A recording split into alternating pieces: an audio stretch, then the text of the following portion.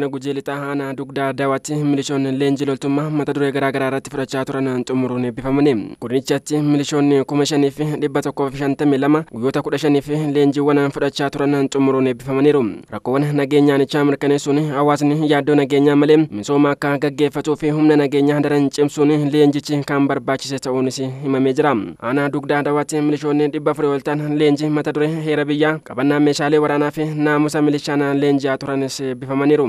Bulchaan aanaa Dugdaa Daawwaa obbo Dhugoo Waldee humnaa fi dandeettii milishaa cimsuun hojii hojjetamaa tureen aanicha keessatti bu'aan abdachiisaa argameera dubbatu. Milishaan keenya dhalle gaachana biyya kanaati. Nageenya biyya kanaati.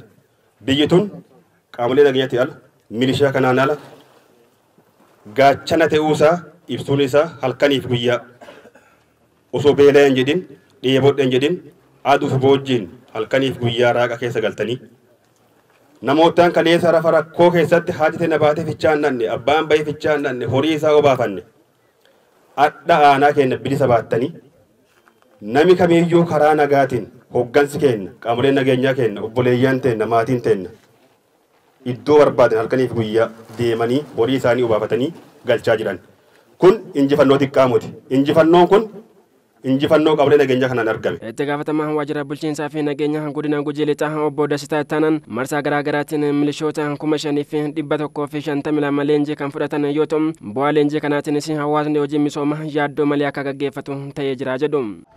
Waa inni dhufe maalidha tokkoffaa diinni kanaan qara godina kana keessa jechuudha yeroo ammaa kana keessatti rukutamaa harka kennachaa jira jecha dabalataan immoo kanaan qara hojii misoomaa kan hojjetamaan turre yeroo ammaa kana keessatti hojii kamiyyuu hojii mootummaas ta'e kadhaabas ta'e piroojeektiiwwan adda addaa ta'e hojii misoomaa kamiyyuu hojjetamaa jira kan hojjetamu kun immoo bu'aa qaamni nageenyaa hundi isaatu jechaadha. Raayyaa ittisa danda'a poolisiin keenya raayyaa ittisaa keenya federaalaa caasaan milishaa humna addaa kun qindaa'eeti hojiin hojjeteen yeroo ammaa kana keenya nageenyi bu'eeti. Obbo Tafariin Wandaafiroo bulchaan godina Gujii lixaa yoo ta'an hawaasni nagaan bahee akka galuuf wabii kan taatan waan ta'eef kabaja qabdus jedhaniiru. Nageenya hojii itti fufinsaan hojjetamu waan ta'eef milishoonni leenjii fudhatan dagannaa tokko malee ga'umsa argatanii hawaasa isaanii tajaajilu akka qabanis maana jedhaniiru. Dagannaan ammoo jiraachuu hin qabu. Keessaanuu aanaan kun aanaalee hedduudhaan marfamtanii daangaa irra jirtanii bosonni jira. Hadha dagannaanuuti yoo agarsiis diinni mataa isaa asitti waa awwaalameef mataa isaa waa asitti cabeef olaantummaa agarsiisuuf carraaquun isaa hafu. Humni leenjii irratti argattan humni loltummaan qabatama agarsiisaa turtane sun itti fufinsaan hojii nageenyaa keessalleetti uummata keenya mataa ol qabdanii jirtanii uummata keenyaa miti diina ergamaa ta'e san kaayoo isaa galmaa kan geen kan bittinneessitan isin waan taataneef ammallee hojiin kun si eega. Milishoonni leenjicha fudhachaa turan dandeettii loltummaa fi naamusa gonfataniin nageenya hawaasaa eeguu fi kan isaan jajjabeesse ta'uudhas kan dubbatanii. Akkaataa diinatti rukun akkaataa naamusa akkaataa waliigaltee uummata waliigalanii uummata amansiisanii karaa nagaatti uummata deebisan leenjiin bifa kanaan kennamaa jechuudha.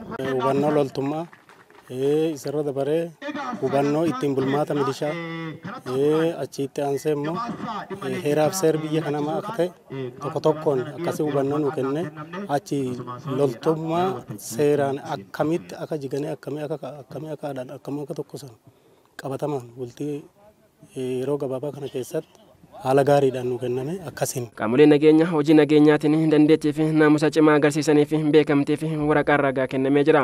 Gabaasa kana waajjira dhimmoota koominikeeshinii godina Gujii lixaaf gammachuu beekumaati.